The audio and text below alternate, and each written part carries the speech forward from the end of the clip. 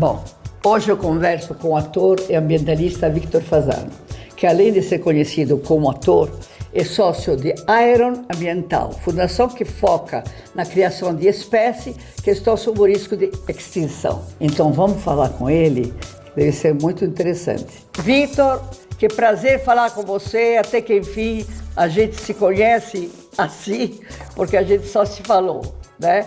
Bom, lembrei muito de você quando eu vi outro dia a Revoada dos Guarás, que você postou no Instagram no Dia Internacional do Meio Ambiente. Fiquei tão encantada, porque você formou o Iron Ambiental, né? Isso. Você faz a criação de espécie, que o risco de extinção, ou você tem, como que é? Eu vou te explicar, Silvana. Primeiro, é um grande prazer estar com você pela primeira vez, assim, né? Olhando um na cara do outro, falamos muito a vida inteira, em outras situações, viagens, etc. Mas finalmente estamos aqui falando de um assunto que eu adoro, que é meio ambiente. A Iron Ambiental foi criada justamente para criar espécies ameaçadas. Nós já éramos criadores de espécies ameaçadas para reintrodução na natureza. Criamos a Iron no sentido de que esse grupo de criadores de espécies ameaçadas poderia, então, fazer um trabalho mais completo, reflorestar com espécies nativas da flora, que incentiva os pássaros, os animais a voltarem para o meio ambiente, onde eles estão extintos, e depois, no segundo plano, reintroduzimos essas espécies em áreas que elas estão extintas. Então, no fundo, os resultados são fantásticos, porque você acrescenta comida onde muitas vezes a comida está escassa. Com árvores, com arbustos. Você trata de aves só ou também de outros animais, da outra espécie? Bom, a gente trata de várias espécies, mas principalmente os pássaros, porque eles são disseminadores de sementes, né? Então, todas essas árvores que servem de alimento para os pássaros, todas essas frutas, essas flores, esses néctares que trazem insetos, trazem nectarídeos, trazem frugívoros, são os pássaros que disseminam e os insetos que polinizam. Então, a ideia é restaurar, trazer de volta os insetos, que trarão de volta os pássaros, que trarão de volta as frutas, que trarão de volta o alimento para toda a fauna, entendeu? Entendi. Basicamente é essa a ideia. Entendi, mas que bom que você deixou TV, cinema, para se dedicar à natureza, né? Olha, eu sempre fui muito ligado à natureza, mas depois de alguns anos fazendo televisão, eu vi que não era o meu dharma. E eu não estava fazendo o que realmente eu vim para fazer no mundo, entendeu? Que era fazer o que eu sempre estudei a vida inteira, eu sempre gostei a vida inteira, que era cuidar de espécies ameaçadas, plantar árvores e conhecer esses lugares todos no mundo inteiro. Porque eu só faço isso, eu só viajo para lugares em que eu posso entender, como é que funcionam as florestas tropicais, principalmente, como é que funciona a fauna de cada lugar. E no caso dos guarás, eu sou apaixonado por aquela ideia de que nós tínhamos na costa brasileira todas essas populações de guarás do sul da ilha de Marajó até o norte do Rio Grande do Sul. Eram várias localidades com esses guarás vermelhos. Então você tem cidades como Guaratiba, Guaratuba, Guaraqueçaba, Guarapari. São cidades que têm seu nome devido à quantidade de guarás que existiam nesses lugares todos. E hoje em dia, de novo, esses mangues estão ameaçados, porque há 50, 40 anos atrás começou-se um trabalho de proteção dos mangues, que são extremamente necessários para a sobrevivência do guará. E agora, de novo, estão querendo tirar a proteção dos mangues. Imagine agora que demorou-se tantos anos para os bichos voltarem, se readaptarem e ocuparem de novo essas áreas que eles já ocupavam no passado, vem uma nova lei e acaba com essa judiação toda que é a natureza tentando voltar. Eu adoro os guarás. É uma espécie extremamente importante para os mangues, porque eles vão coletar esses filhotes de mariscos e caranguejos, etc., que se alimentam daquilo. Por isso a cor deles é tão viva, tão forte. E eles têm uma cor, como eu costumo dizer, que é impossível de ser encontrada na natureza. O vermelho guará é exclusivo do vermelho guará. Você vai numa paleta de cores, você não vai achar o vermelho guará. Então, além de ser essa ave que ele passa migrando o ano inteiro, ele migra para reproduzir, ele migra depois da reprodução para esses locais de alimentação. Mas como eles são muitos, muitas vezes eles exaurem o alimento em determinada área, por isso eles têm que ficar constantemente mudando. Na época da criação, acontece uma coisa interessante, que eles abandonam essas áreas mais costeiras e sobem os rios, porque eles precisam se alimentar de alimentos não tão salgados, porque no começo da vida dele, os filhotes de guarás não aceitam muito sal na alimentação. Então, os pais migram para o interior, de pouco para o interior, e se alimentam basicamente nas beiradas dos rios, e não na beira das águas salobras e mar. Então, é um comportamento interessantíssimo. Eles dependem exclusivamente dos manguezais. Se os manguezais perderem a proteção que conseguimos há 40, 50 anos atrás, esses animais, essas aves e principalmente todos os peixes que têm como berçário os manguezais vão sofrer em suas populações. Como você avalia o cenário político que nós estamos passando? Olha, eu acho uma grande pena o Brasil por perder a oportunidade de mostrar o protagonista que ele é na área ambiental. Não há dúvida nenhuma que somos protagonistas, mas ficamos tratando dos assuntos como se fôssemos coadjuvantes. O Brasil devia ter uma posição, nós somos a maior potência ambiental da Terra. Mas não tem dúvida.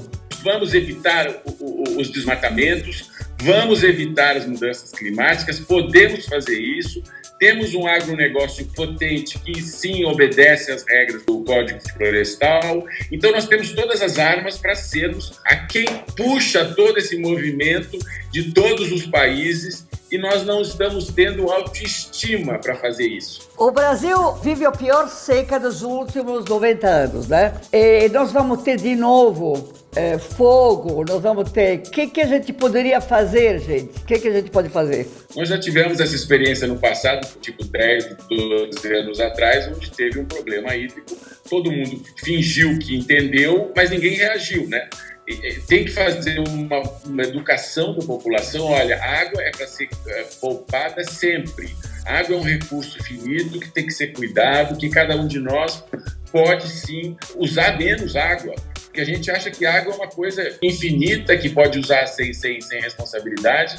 E, lógico, os governos todos não tomaram as medidas necessárias para que uma nova crise fosse evitada. Mas o principal de tudo, Silvana, é que nós, há muitos anos, a gente vem destruindo sistematicamente as florestas tropicais. E o Brasil era uma grande floresta tropical de vários tipos. Mais secas, de montanhas, de pinhais, de vários tipos de clima. Mas éramos um país de floresta. Imagine você, um país do tamanho do Brasil, lotado de florestas. Essa irresponsabilidade, existe um Código Florestal que tem que ser respeitado, mas existe a ilegalidade que anda do lado, permitindo que mais desmatamentos aconteçam, que incêndios clandestinos aconteçam, que garimpagem aconteça, poluindo os rios. Os garimpos aumentaram muito, né?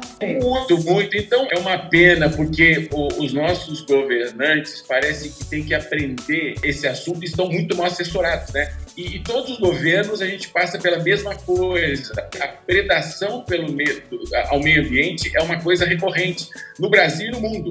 Só que nós temos isso no momento onde o mundo entendeu que as florestas são necessárias. Ninguém tem essa joia como a floresta amazônica, ninguém tem, só nós. Ninguém tem na quantidade que nós temos, com a possibilidade, já temos, é lógico que tem muita ilegalidade acontecendo, mas essa legalidade tem que ser combatida pelo Exército, pela polícia, pelos órgãos de fiscalização, mas tem que existir isso, porque nós somos um país abençoado com tantos recursos hídricos, com tantos rios, com um litoral fantástico, e nós não damos valor. Dizem que as pessoas, quando nascem com muita abundância, não dão valor ao que elas veem ao seu redor. O que está acontecendo no Brasil agora é um crime. É um crime para a humanidade, é um crime para os brasileiros, é um crime para o meio ambiente, é um desrespeito para nós, para a humanidade. Somos essencialmente um povo de florestas. É um erro terrível. E essa discussão fica, pode, não pode, deve, não deve. Não deve. Nós temos a sorte de termos aprendido com todos os outros países que no passado desmataram, com outros países que devastaram o meio ambiente. Temos a sorte de poder fazer diferente agora. O que você acha que pessoas como nós, comuns, podemos fazer para ajudar? Porque se a gente espera o governo, né? Eu acho que são atitudes individuais sempre, né? Eu me lembro quando, há uns 2 anos ou 3, se veiculou aquela história do plástico, que os oceanos, em 50 anos, teriam mais plástico dentro deles do que peixe. Essa informação, para mim, me tocou de uma forma tão dolorida que eu simplesmente, imediatamente, mudei meus hábitos. Não consumo nada com plástico, não compro embalagens plásticas, não vou ao supermercado levando saco plástico. Aí eu fico perguntando, a humanidade está pronta para essas decisões imediatas quando a ciência te mostra algumas novidades e só nós podemos resolver? Eu acho que a humanidade ainda não está preparada, porque se todos agíssemos no momento em que foi dado a notícia, olha, os mares estão virando puro plástico. Nós temos que parar de consumir plástico, temos que pressionar os governos a fazer com que todas as embalagens não sejam mais plástico, abaixo o canudo, abaixo disso tudo, são atitudes individuais. Então você vai num restaurante, você não quer o canudo, você rejeita o canudo, você vai no supermercado e reclama com o caixa, vocês não deviam dar saco plástico. Mas as pessoas não têm, elas que levem carregando. Quer dizer, é uma rede que tem que se unir, entendeu? São supermercados, é o povo querendo que o supermercado que ele ache diferente. E governo a gente tem que pressionar. A gente acha que não ser uma pessoa política é melhor porque você não entende de política. Mas se você não se manifesta, outro vai se manifestar no seu lugar. A gente não investe em educação, a gente não investe nada. Está só a luta, né, entre eles para o poder. Nós temos tudo no Brasil.